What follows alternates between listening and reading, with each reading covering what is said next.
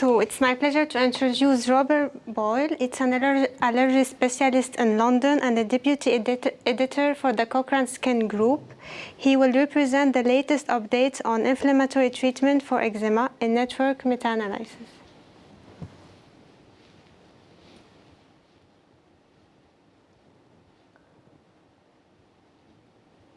Thank you. Thank you very much. And thanks for those very nice previous presentations. I'm going to speak about topical anti-inflammatory treatments for atopic dermatitis or eczema, and based on a Cochrane review and network meta-analysis, which was recently completed. Atopic dermatitis is overall just about the most burdensome skin disease, according to global burden of disease data. It's the orange blocks in these bars here. So not in every region of the world, but across the world generally, dermatitis is common and burdensome. And treatment really relies on moisturizers and topical anti-inflammatory treatments for most people. And so the purpose of this work was really for the first time to look at whether we can try and get some sense of the ranking of the different topical anti-inflammatory treatments. And the reason for that is because when people do clinical trials of topical anti-inflammatory treatments, they tend to avoid comparing them with each other. They often compare them to nothing, to a placebo. So take, for example, pimecrolimus here. And this is about 10 years old, this chart now, but at that stage, about 25 randomized controlled trials have been undertaken of pimecrolimus compared to vehicle or emollient or no active treatment. And, very, very few trials comparing pimecrolimus with other topical anti-inflammatory treatments. In fact, only one trial comparing it with mild topical steroids, which is the main competitor. And that makes it very difficult for the clinicians and patients to know what's the most effective treatment, what's the safest treatment, what's best value. And we've got lots of new topical eczema treatments on the market now since that review 10 years ago. We've got crisaborole, ruxolitinib, roflumilast, all licensed and available in some countries, and other JAK inhibitors or related drugs to these in other parts of the world as well. So this was a network meta-analysis, so like Emily's report on systemic treatments for psoriasis, but this is topical anti-inflammatory treatments for eczema. The protocol was published a few years ago, and the review about a year ago. And essentially we looked at all randomized controlled trials of topical anti-inflammatory treatments for eczema, and we excluded some specific forms of eczema, like infected eczema, hand eczema, seborrheic dermatitis, contact dermatitis, because they're subject of other Cochrane reviews largely. And we excluded complementary therapies, moisturizers without topical anti-inflammatory, and more sort of physical interventions like wet wraps, antibiotics, phototherapy, systemic treatments. And what we were really interested in was to see whether we could rank them. These are the sort of typical interventions that were included. And we were interested in comparisons with placebo, but actually what we were most interested in was comparisons with each other, and especially comparisons between topical corticosteroids, which are the most commonly used topical anti-inflammatory treatments, and the other main classes, the TCIs, JAK inhibitors, and PDE4 inhibitors. It's a busy area with a lot of clinical trials. We found just over 400 trials, of which almost 300 had completed. Mostly they were quite small trials. So despite almost 300 trials, that was only 45,000 participants. And mostly in adults, mostly in the high-income settings, a bit like the psoriasis review, they're mostly short-term outcomes. So what we're really talking about is inducing remission from a flare of eczema. We're not really looking at long-term treatment. There's very little information on long-term outcomes. And amazingly, only 3% of the studies were independently funded. So it's a very industry-dominated area. I guess it's a big market. And this is a sort of update of the chart I saw already before. But again, you've still got that issue that lots and lots of things being compared against placebo and relatively few comparisons between active interventions. Although there's quite a lot going on here now between the topical calcineurin inhibitors and steroids. There are quite a lot of direct comparison studies there, particularly. I think personally that the standout finding from this large review of a large body of human effort is that you could count the low risk of bias studies on one hand. And it was really quite disappointing to see that.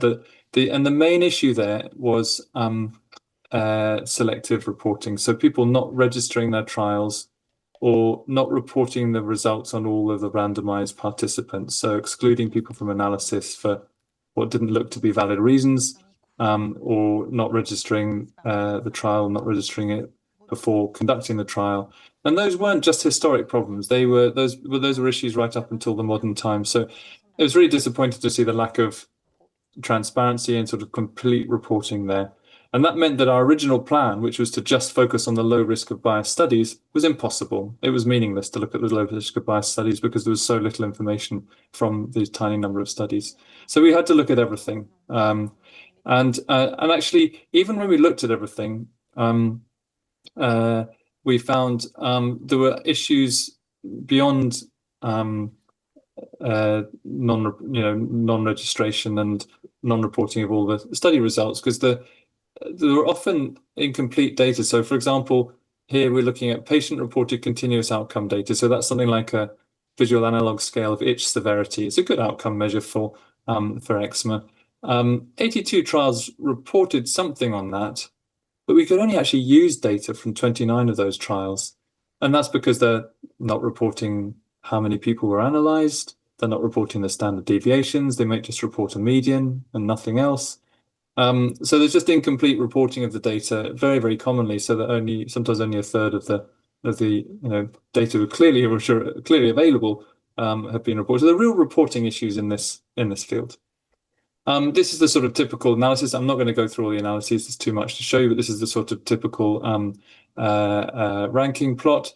And we're relying on comparisons of active interventions with placebo, and then using the network to try and make inferences about the relative effectiveness of each group.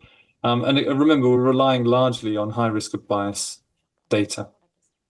The top line headings really won't be too surprising, I think, to clinicians who are used to treating eczema, but the most effective treatments across the board, across different core outcome measures, were potent or very potent topical steroids, JAK inhibitors such as ruxolitinib, and the more potent topical calcineurin inhibitor, i.e. tacrolimus 0.1%, and the least effective treatments, which were only a little bit more effective than moisturizers usually, were mild topical steroids, the PDE4 inhibitors such as crisaborole, and the aryl hydrocarbon agonists such as tapinarof. In terms of safety, really the safety signal that you could get from the trials was that application site reactions, which were reasonably well reported compared to some outcomes in this data set. They were increased with the topical calcineurin inhibitors, tacrolimus and pimecrolimus, and also with crisaborole. And application site reactions were least common with the topical steroids. There's no signal for short-term skin thinning. This is something which our patient group really wanted us to look for, skin thinning and long-term outcomes. In short-term treatment, there was no evidence for increased skin thinning with any of the treatments. And for long-term outcomes, this is what the patients really wanted, was, is this going to cause us long-term damage if we use topical steroids over for prolonged periods? And there were only 3 trials there. They were all funded by competitor topical steroids, by topical calcineurin inhibitor manufacturers. They were looking at rates of skin thinning over 6 to 16 month period. Overall, if skin thinning was reported to have occurred in about 1 in 300 people treated with topical steroids, and that was more than in the topical calcineurin inhibitor group. But what was lacking there was really, well, what was this skin thinning?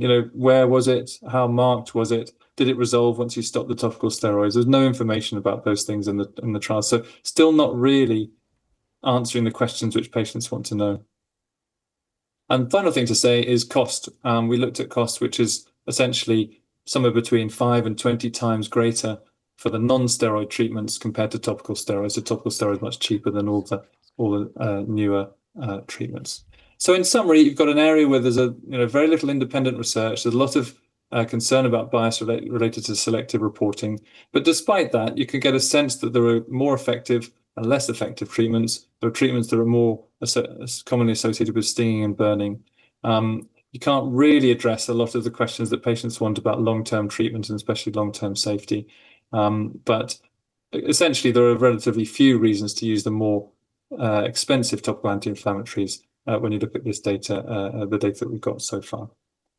I'm going to stop there. Thank you very much for your attention.